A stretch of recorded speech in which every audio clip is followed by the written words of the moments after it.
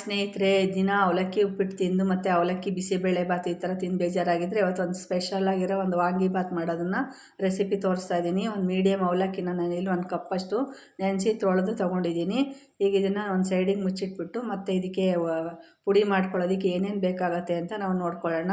ಪುಡಿ ಹೇಗೆಲ್ಲ ಹುರ್ಕೊಳ್ಳೋದಕ್ಕೆ ಈಗ ನಾನಿಲ್ಲಿ ಒಂದು 2 ಟೇಬಲ್ ಸ್ಪೂನಷ್ಟು ಉದ್ದಿನಬೇಳೆ, ಜೀರಿಗೆ, ಮೆಣಸು ಮತ್ತು ಧನಿಯಾ, ಮೆಂತ್ಯ, ಕಡಲೆಬೇಳೆ, ಉದ್ದಿನಬೇಳೆ, ಇಂಗು ಮತ್ತು ಬ್ಯಾಡಗಿ ಮೆಣಸಿನ್ಕಾಯಿ ತೊಗೊಂಡಿದ್ದೀನಿ. ಈಗ ಹುಣಸೆ ರಸ ಒಂದು ಅರ್ಧ ಕಪ್ಪಷ್ಟು, ಒಂದು ದೊಡ್ಡ ಈರುಳ್ಳಿ, 2 ಬದನೆಕಾಯಿ ಮತ್ತು 2 ಸ್ಪೂನಷ್ಟು ಕಡಲೆ ಬೀಜ ಹಾಕ್ಕೊಂಡು ತೊಗೊಂಡಿದ್ದೀನಿ. ಈಗ 1/4 ಟೀ ಸ್ಪೂನಷ್ಟು ಮೆಂತ್ಯ ಹಾಕ್ತಾಯಿದ್ದೀನಿ. ಮೆಂತ್ಯ ಹಾಕಿ ಈಗ ನೆಕ್ಸ್ಟ್ 2 ಸ್ಪೂನಷ್ಟು ಉದ್ದಿನಬೇಳೆ ಹಾಕ್ತಾಯಿದ್ದೀನಿ.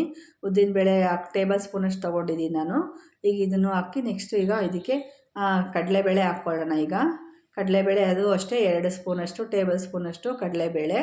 ನೆಕ್ಸ್ಟ್ ನಾನಿಲ್ಲಿ 1 ಸ್ಪೂನಷ್ಟು ಧನಿಯಾ ಪೌಡರ್, ಧನಿಯಾ ಇದೆಯಲ್ಲ, ಧನಿಯಾ ಕಾಳು, ಅದನ್ನು ಕೊತ್ತಂಬರಿ ಬೀಜ ಅದನ್ನು ಹಾಕ್ಕೊತಾ ಇದ್ದೀನಿ 1 ಟೇಬಲ್ ಸ್ಪೂನಷ್ಟು.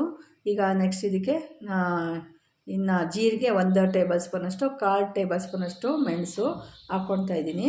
ಇದಿಷ್ಟು ನಾನು ಸ್ವಲ್ಪ ಡ್ರೈ ರೋಸ್ಟ್ ಒಂದು ಸ್ವಲ್ಪ ಎಣ್ಣೆ ಹಾಕ್ಕೊಂಡ್ಬಿಟ್ಟು ಹುರ್ಕೊತಾ ಇದ್ದೀನಿ. ಈಗ ಚೆನ್ನಾಗಿ ಹುರ್ಕೊಂಡು ಇಟ್ಕೊಂಬಿಡೋಣ. ಕೆಂಪಗಾಗೋವರೆಗೂ ಹುರ್ಕೋಬೇಕು ಇದನ್ನು. ಈ ಪೌಡರು, ವಾಂಗಿಬಾತ್ ಪೌಡರು ಮಾಡಿಟ್ಕೊಂಬಿಟ್ರೆ, ಮನೇಲೇ ಮಾಡಿಟ್ಕೊಂಬಿಟ್ರೆ ತುಂಬ ಟೇಸ್ಟಾಗಿರುತ್ತೆ. ನೀವು ಬೇಕಾದ್ರೆ ಅಂಗಡೀಲಿ ಸಿಗುತ್ತಲ್ಲ ಅದನ್ನು ತೊಗೋಬೋದು. ನಾನು ಇಲ್ಲಿ ಮನೇಲೇ ಎಲ್ಲ ಸಾಮಾನ್ಯ ಪೌಡ್ರ್ ಮಾಡಿಟ್ಕೊತೀನಿ. ಈಗ ನೋಡಿ, ಇದು ಸ್ವಲ್ಪ ಚಕ್ಕೆ ಲವಂಗ ಹಾಕ್ತಾಯಿದ್ದೀನಿ, 1-2 ಸ್ವಲ್ಪ. ಈಗ ನೆಕ್ಸ್ಟ್ ಇಲ್ಲಿ ಬ್ಯಾಡಗಿ ಮೆಣಸಿನ್ಕಾಯಿ ಹಾಕ್ಕೊತಾ ಇದ್ದೀನಿ, ಒಂದು 7-8 ಹಾಕ್ಕೊತಾ ಇದ್ದೀನಿ. ನಿಮಗೆ ಖಾರ ಇಷ್ಟ ಆಯಿತು ಅಂತಂದರೆ ನೀವು ಗುಂಟೂರು ಸೇರಿಸ್ಕೋಬೋದು. ನಾನಿಲ್ಲಿ ಕಲ್ಲರೆಲ್ಲ ಚೆನ್ನಾಗಿ ಬರುತ್ತೆ ಅಂತ ಬ್ಯಾಡಗಿ ಮೆಣಸಿನ್ಕಾಯಿ ಹಾಕ್ಕೊತೀನಿ ಮತ್ತು ಇಂಗು ಹಾಕಿದ್ದೀನಿ. ಈಗ ಇದನ್ನೆಲ್ಲ ಹುರಿದಿರೋದನ್ನು ತೆಗೆದು ನಾನು ಪುಡಿ ಮಾಡಿ ರೆಡಿ ಮಾಡಿ ಇಟ್ಕೊಂಡ್ಬಿಡ್ತೀನಿ. ಎಲ್ಲ ಪುಡಿ ಮಾಡಿ ಇಟ್ಕೊಂಡ್ಬಿಟ್ರೆ ಬೇಗ ವಾಂಗಿಬಾತ್ ಮಾಡೋದು ತುಂಬ ಈಸಿ ಆಗುತ್ತೆ. ಈಗ ನಾವು ಹಿಂಗೆ ಸ್ಟಾಕ್ ಮಾಡಿ ಇಟ್ಕೊಬೋದು ಡಬ್ಬಿನಲ್ಲಿ. ಈಗ ನಾನು ಬಾಣಲಿಗೆ ಎಣ್ಣೆ ಹಾಕ್ತಾಯಿದ್ದೀನಿ. ಎಷ್ಟು ಬೇಕೋ ಅಷ್ಟು ಹಾಕ್ಕೊಳ್ಳೋಣ. ಒಂದು 3 ಟೇಬಲ್ ಸ್ಪೂನಷ್ಟು ಹಾಕಿದ್ದೀನಿ ನಾನು ಅವಲಕ್ಕಿಗೆ. ನೆಕ್ಸ್ಟ್ ನಾನು ಇಲ್ಲಿ ಸಾಸಿವೆ ಹಾಕ್ತಾಯಿದ್ದೀನಿ. ಸಾಸಿವೆ ಸಿಡಿದ ತಕ್ಷಣ ನಾನು ಇದಕ್ಕೆ 1 ಟೇಬಲ್ ಸ್ಪೂನಷ್ಟು ಉದ್ದಿನಬೇಳೆ, 1 ಟೇಬಲ್ ಸ್ಪೂನಷ್ಟು ಕಡಲೆಬೇಳೆ ಹಾಕ್ತಾಯಿದ್ದೀನಿ. ನೋಡಿ, ಹೀಗೆ ಹಾಕ್ಕೊತಾ ಇದ್ದೀನಿ. ಈಗ ನಾನು ನೆಕ್ಸ್ಟ್ ಇದಕ್ಕೆ ಕಡಲೆ ಬೀಜ 1 ಟೇಬಲ್ ಸ್ಪೂನಷ್ಟು ಹಾಕ್ಕೊತಾ ಇದ್ದೀನಿ. ಬಾಯಿಗೆಲ್ಲ ಚೆನ್ನಾಗಿ ಸಿಗುತ್ತೆ ಕಡಲೆ ಬೀಜ ಎಲ್ಲ, ತುಂಬ ಟೇಸ್ಟಾಗಿರುತ್ತೆ. ಇದು ಮಾತ್ರ ಅವಲಕ್ಕಿ ಅವಲಕ್ಕಿ ವಾಂಗಿಬಾತು ಇದು ರುಚಿಯಾಗಿರುತ್ತೆ. ಮತ್ತು ಬಿಸಿ ಬಿಸಿ ತಿಂತಾಯಿದ್ರೂ ತುಂಬ ಚೆನ್ನಾಗಿರುತ್ತೆ. ಮತ್ತು ಟಿಫನ್ಗೆ, ಲಂಚ್ ಬಾಕ್ಸ್ಗೆ ಎಲ್ಲದಕ್ಕೂ ತುಂಬ ಟೇಸ್ಟಿಯಾಗಿರೋದು ಮಾತ್ರ. ಇನ್ನು ಹೊಸ್ದಾಗಿ ನೋಡ್ತಿರೋರು ಸಬ್ಸ್ಕ್ರೈಬ್ ಮಾಡೋದನ್ನು ಮರಿಬೇಡಿ. ಈಗ ನಾನು ಕರ್ಬೇವಿನ ಸೊಪ್ಪು ಹಾಕ್ತಾಯಿದ್ದೀನಿ. ಕರ್ಬೇವಿನ ಸೊಪ್ಪು ಹಾಕ್ತಾ ಇರೋದು ಇದನ್ನು ಹಾಕಿ ಚೆನ್ನಾಗಿ ಫ್ರೈ ಮಾಡ್ಕೊಳ್ಳೋಣ.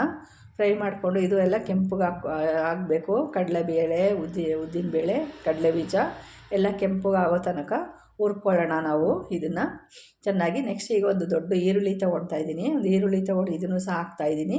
ಈರುಳ್ಳಿ ಚೆನ್ನಾಗಿ ಫ್ರೈ ಆಗಬೇಕು, ಕೆಂಪಿಗೆ ಫ್ರೈ ಆಗೋವರೆಗೂ ಮಾಡ್ಕೊಳ್ಳೋಣ ನಾವು ಈರುಳ್ಳಿನ.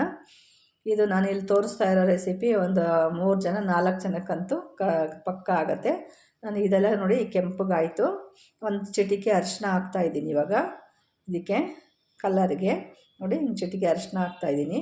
1/4 ಟೀ ಸ್ಪೂನಷ್ಟು ಸಾಕು ಹಾಕ್ತಾಯಿದ್ದೀನಿ. ಇದನ್ನು ಸಹ ಹಾಗೆ ಚೆನ್ನಾಗಿ ಫ್ರೈ ಮಾಡ್ಕೊಂಬಿಡೋಣ, ಮಿಕ್ಸ್ ಮಾಡೋಣ. ಎಲ್ಲ ಈರುಳ್ಳಿ ಎಲ್ಲ ಬಾಡಬೇಕು ಚೆನ್ನಾಗಿ.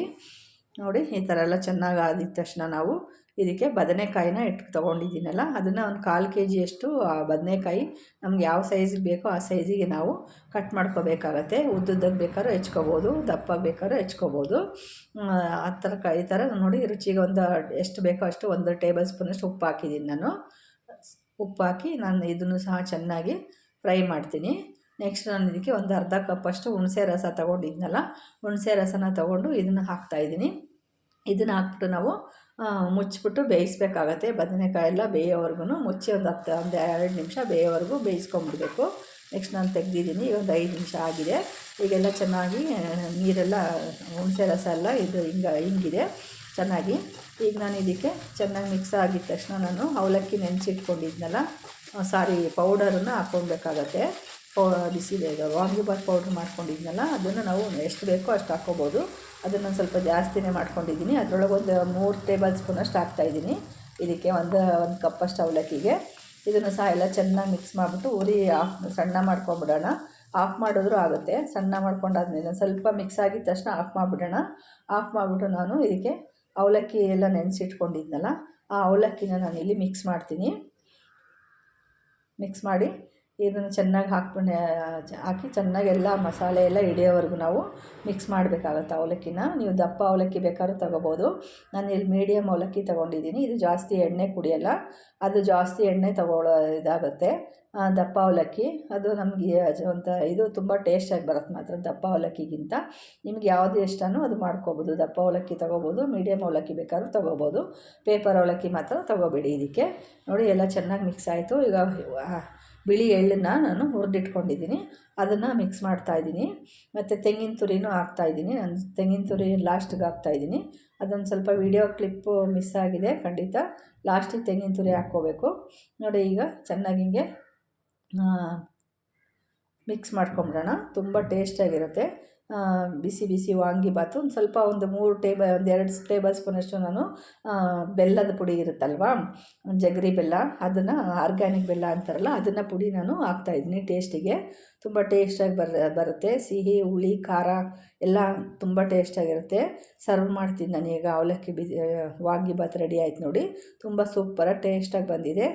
ಎಳ್ಳು, ತೆಂಗಿನ ತುರಿ ಎಲ್ಲ ತುಂಬ ಚೆನ್ನಾಗಿ ಕಾಣ್ತಾಯಿದೆ ನೋಡಿ, ಎಷ್ಟು ಚೆನ್ನಾಗಿ ಕಾಣ್ತಿದೆ. ನೀವು ಟ್ರೈ ಮಾಡ್ತೀರಾ ಅಂತ ಅಂದ್ಕೊಳ್ತೀನಿ. ಓಕೆ ಬಾಯ್, ನೆಕ್ಸ್ಟ್ ವೀಡಿಯೋಗೆ ಸಿಗೋಣ.